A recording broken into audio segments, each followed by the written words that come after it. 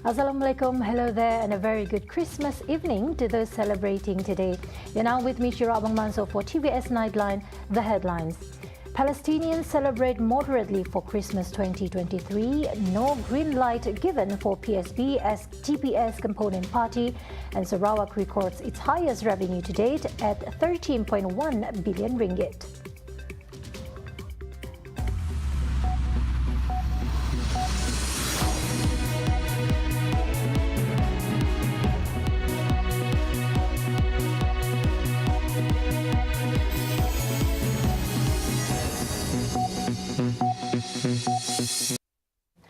Palestinians, especially Christian Palestinians, express a lack of festive spirit this Christmas as Gaza faced another Israeli airstrike on Monday, which now has resulted in over 20,000 casualties with no end in hostilities in sight.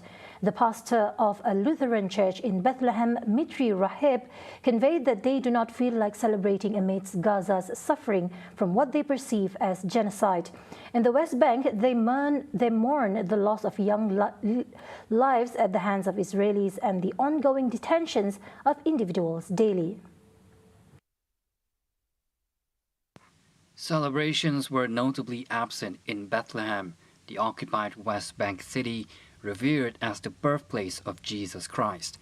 The typically bustling streets were sparsely populated, lacking the usual presence of worshippers and tourists. Shortly before Christmas, Gaza's health ministry reported that a minimum of 70 individuals lost their lives in an Israeli airstrike on Sunday at the Al-Maghazi refugee camp in central Gaza. According to Health Ministry spokesman Ashraf Al-Qudra, the casualty count is expected to increase as numerous families were believed to be present in the area during the airstrike.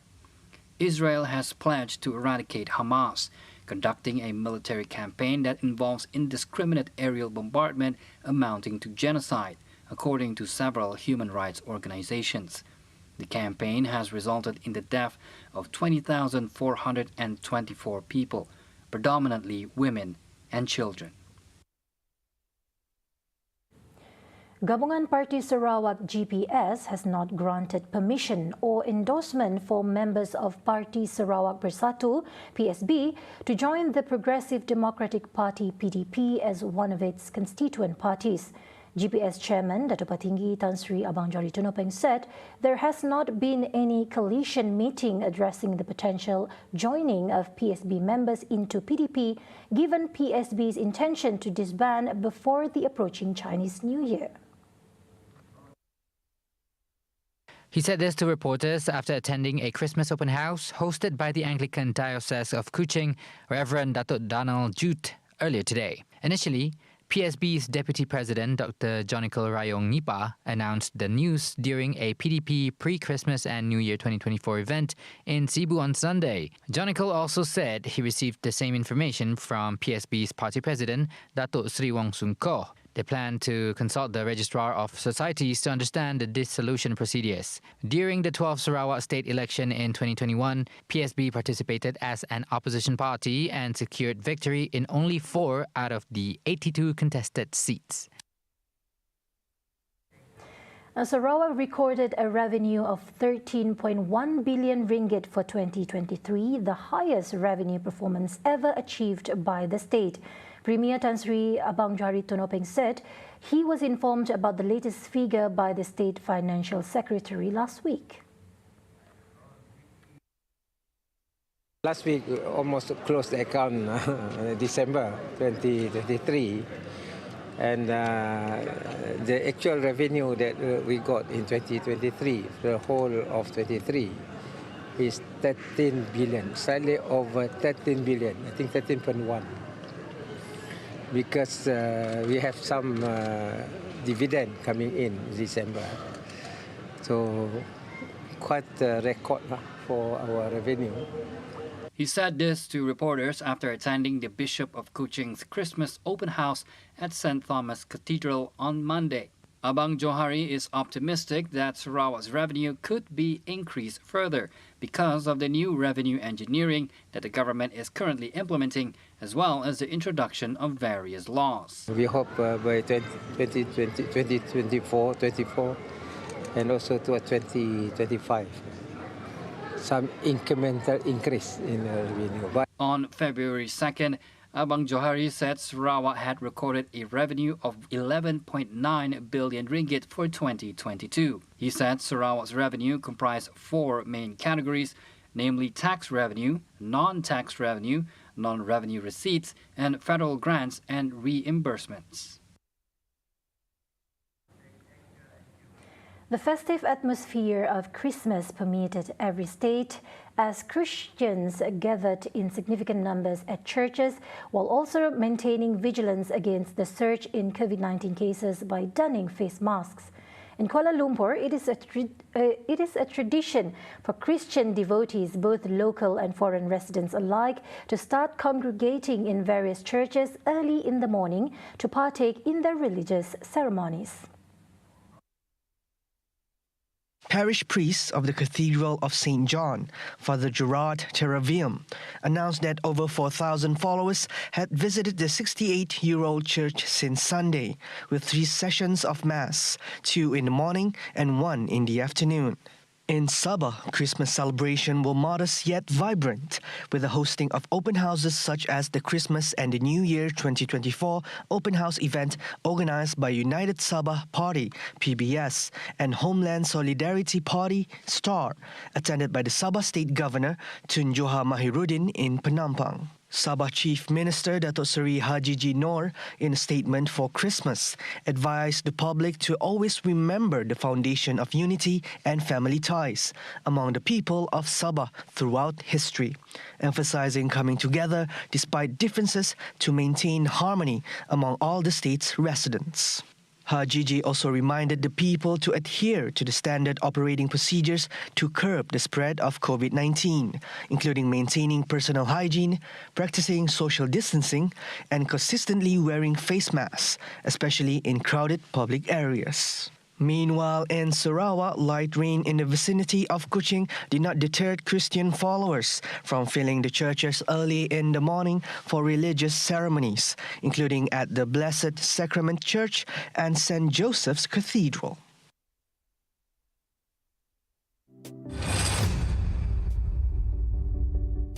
Sarawak Premier Dato' Patinggi Tan Sri Abang Johari Tunaping proposed for Malaysia to invest in the renewable energy sector to achieve the nation's ambition of becoming a regional hub for renewable energy. Abang Johari said the plan was proposed by himself in a meeting with Prime Minister Dato' Sri Anwar Ibrahim in Putrajaya last Friday.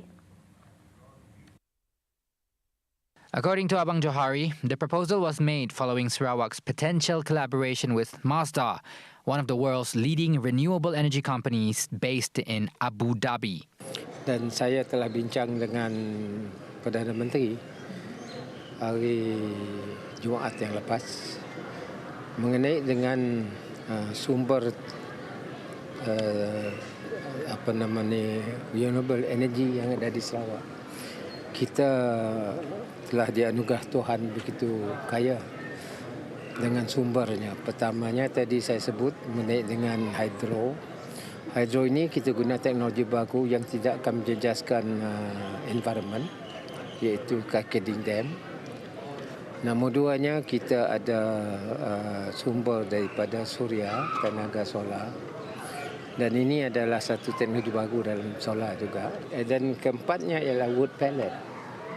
Wood pellet ini adalah tenaga hasil daripada biomass. Dan kita boleh tanam semula pokok, kita cucuk sunlight, semua cukup. Jadi ia menjadi bahan biomass yang akan mengeluarkan tenaga. He said this to reporters after attending the Bishop of Kuching's Christmas open house at St. Thomas's Cathedral on Monday. Abang Johari pointed out that Malaysia could also take this opportunity to supply energy to neighbouring countries. Dan saya bincang dengan Perdana Menteri, what we have to do now is to invest in these resources and then we can become the hub of ASEAN. Kerana kita nak mengeluarkan, kita ada access kan? Access power, we supply to Singapore now, Of course, we are now supplying to Indonesia, Kalimantan Barat. And we had investment in Kalimantan. The next one will be in Peninsula Malaysia. And the whole Malaysia will be connected. And we become the energy supplier. Meanwhile, Anwar on his Facebook said the meeting with Abang Johari was about cooperation in the green energy sector, as well as new and widening investment opportunities in the state and the peninsula. The meeting also reaffirmed the commitment of both parties to strengthen cooperation in the unity government. Meanwhile, Deputy Prime Minister Dato Seri Fadilah Yusof addressed the issue of another Facebook account impersonating him, bearing the name Haji Fadilah Yusof and utilizing his profile picture, labelling it as fraudulent. Posting on his official Facebook page, he affirmed the account's illegitimacy, attributing its creation to unidentified irresponsible individuals and urged the public to disregard any messages or communication from the account. Fadilah, who is also Minister of Energy Transition and Public Utilities, said that a formal complaint has been lodged with Facebook to initiate appropriate action against the fraudulent account. Meanwhile, an investigation by Bernama on Facebook disclosed that the Haji Fadilah Yusof account had 379 friends, with its first post dated November 12, featuring a greeting poster for Deepavali. On November 20th, Fadilah verified reports of individuals attempting to mislead others by creating fake accounts on WhatsApp, Telegram and Facebook using his profile picture.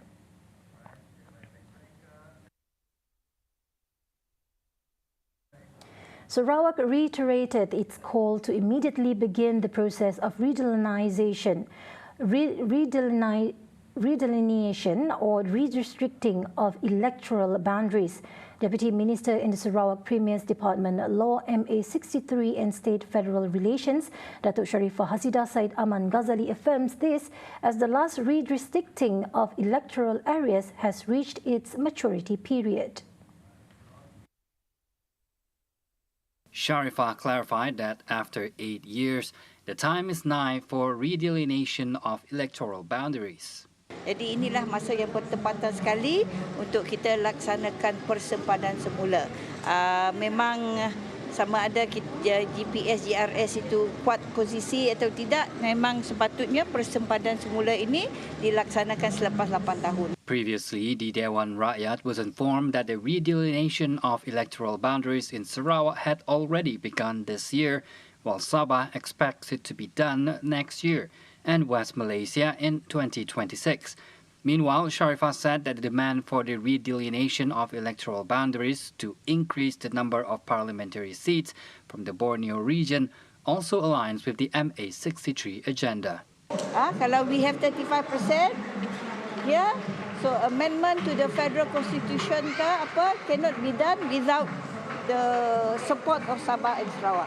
According to Sharifah, the redistricting also serves to ensure that any amendments to the federal constitution cannot be done without the support of representatives of the Sabah and Sarawak regions.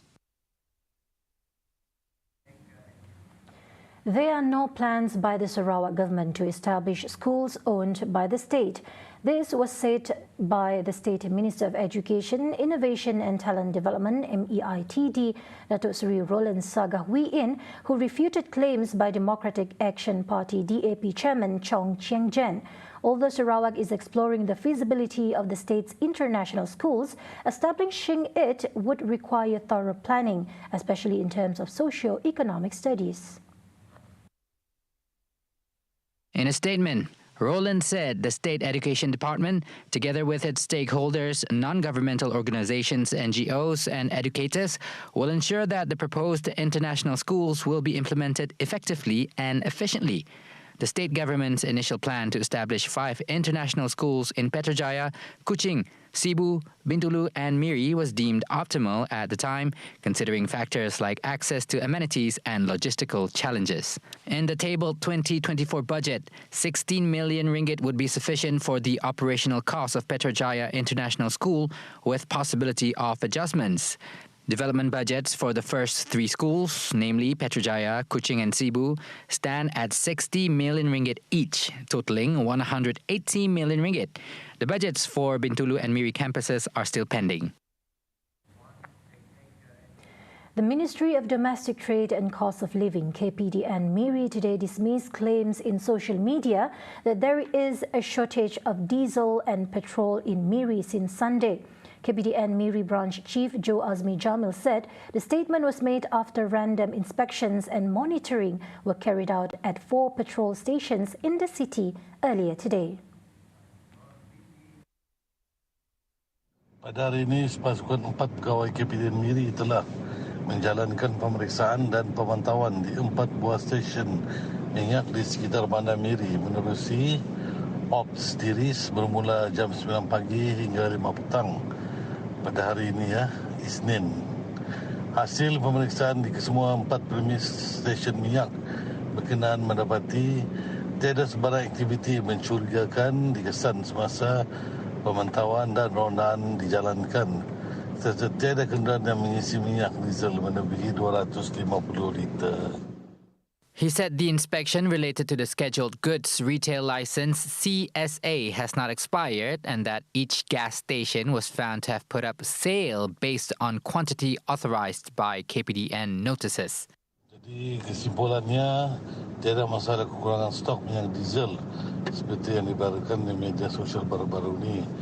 Melalui pemeriksaan dan pemantauan yang dijalankan, kita mendapati pengantaran minyak diesel atau petrol adalah berterusan sebanyak sekali pada setiap hari berdasarkan jumlah bekalan semasa dan dokumen-dokumen berkaitan telah diminta daripada stesen minyak bagi mendapatkan maklumat yang berkaitan. Joe Azmi asserted that all gas stations must comply with the act enforced by KPDN, including placing price signs and fuel dispensers still in the period of validity.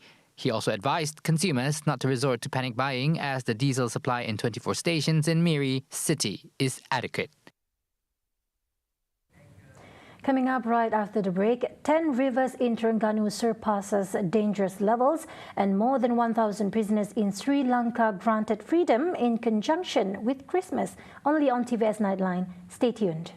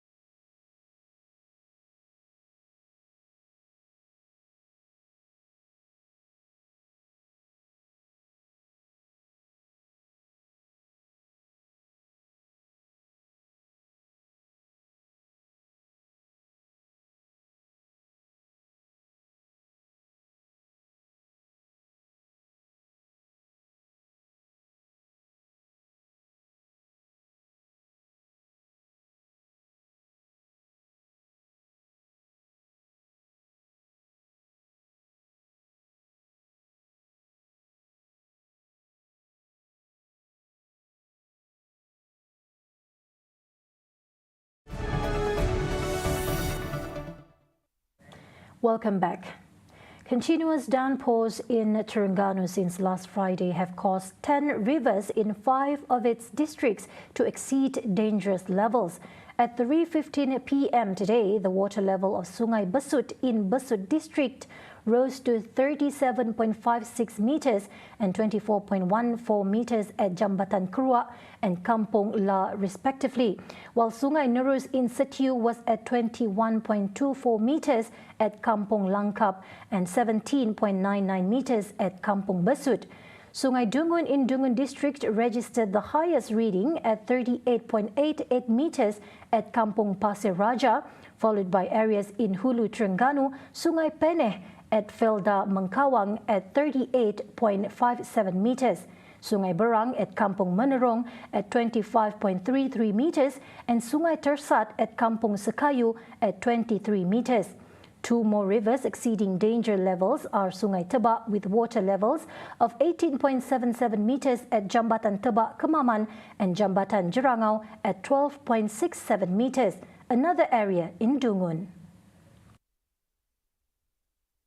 Meanwhile, The water level of 5 rivers in Terengganu that has exceeded alert levels are Jambatan Jerteh Besut, Sungai Nerus at Kampung Bukit, and Sungai Setiu at Jambatan Permaisuri Setiu, Sungai Telemong at Kuala Ping, Hulu Terengganu, and Sungai Marang at Jambatan Pengkalan Berangan, Marang. Several roads were closed not only due to floods but also landslides as of 2 p.m. In Hulu Terengganu district, Jalan Kampung Matang, Nibong, Bukit Taduk, Hulu Terengganu is open to heavy vehicles only, while Jalan Kampung Jak, Kejir and Jalan Pelata are closed to all vehicles. In Dungun district, Jalan Tokkah Jerangau and Jalan Tepus Kuala Jengai Dungun are closed to all light vehicles and open to heavy vehicles.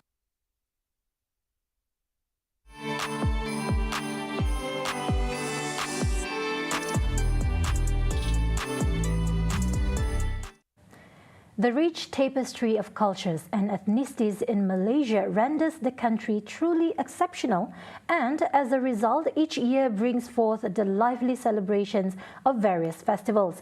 In Negeri Sembilan, for instance, this year's Christmas celebration within the Sarawak community there is marked by joyousness and a plethora of events following the early morning return from church. A TVS survey reveals the festive spirit of Christian Iban entrepreneurs at the Dayak Seremban Market who are generally in high spirits during the celebration. The Christmas festivities organised by the Penjajah Tamu Dayak Seremban community at the Taman Suri Rahang Market in Seremban vividly depict a harmonious life, drawing participants from every stratum of society, irrespective of their beliefs. Hari ini kita ada buat banyak program untuk pengunjung yang datang kepada tamu kita merayakan Merry Christmas. Ramai yang datang pagi ini untuk merayakan Christmas.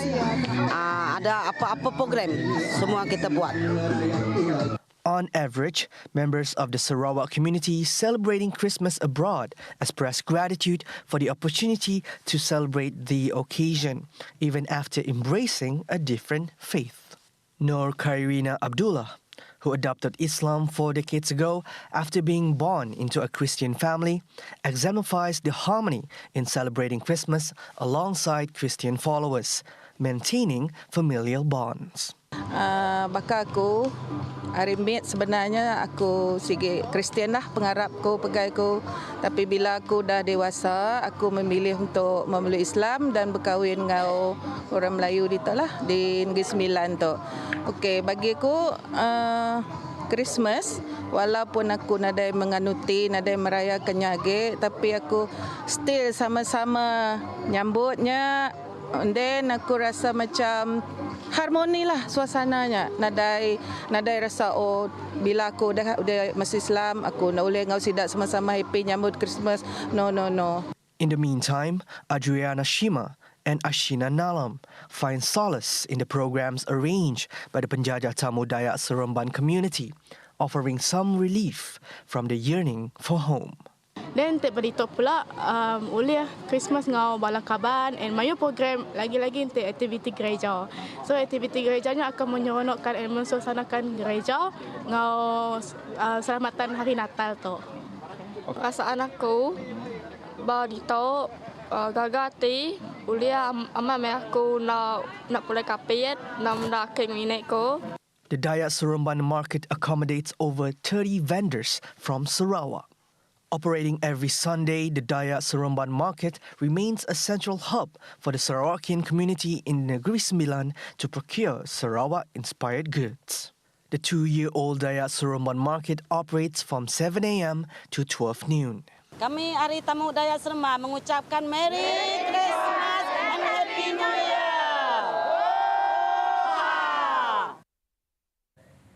The festive spirit of Christmas is unmistakably pervasive throughout the nation, marked by the ubiquitous donning of Christmas hats, synonymous with the iconic figure Santa Claus. Of note is the Borneo Market in Pasir Gudang, Johor, which consistently garners attention during the Christmas celebration. Synonymous with the communal hub in Sarawak, this market continues to serve as the focal point for Christmas revelries among the Christian Iban community. Though two Sarawakian youths hailing from Kapit, Darren Yeo and Brian Bal Lekoy, are unable to partake in Christmas festivities in their hometown, the opportunity to celebrate Christmas while assisting their families in the bustling market brings joy. Rasa gembira lah walaupun tak dapat sama hari Christmas, tapi saya boleh tolong nenek dan ibu saya di sini. Happy tak? Happy. Happy bercampur aduk lah. Happy dan sedih sebab tak boleh balik kampung nak ber-happy Christmas dengan nenek. Jadi kat sini tolong siapa sini? Mak dengan ayah. Tolong tak? Seronok juga. Okay. The exuberance of the Christmas celebration at Borneo Market in Pasir Gudang, Johor is not confined to the Iban community alone. It also attracts the participation of diverse ethnic groups from Sabah and the local populace. Kami daripada Persatuan Penyaja Anak Sarawak mengucapkan Merry Christmas and Happy New Year!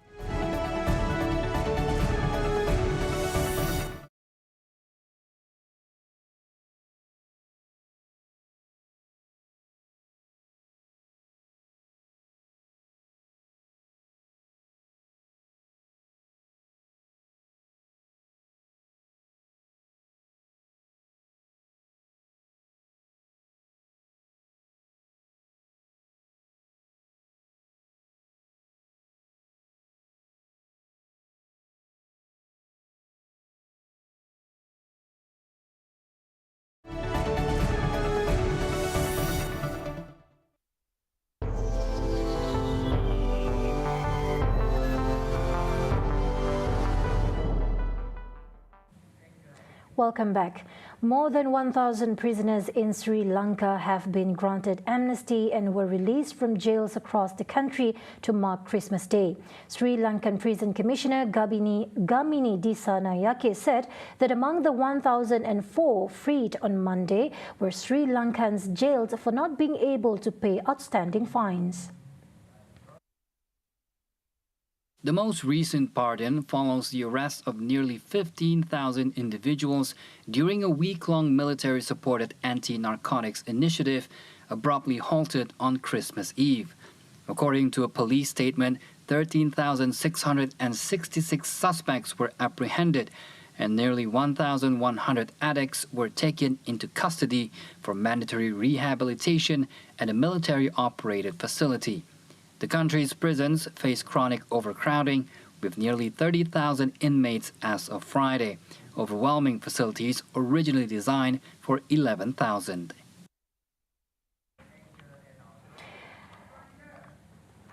And that's all from me for TVS Nightline. I'm Shira Abang Mansour. Thank you for watching.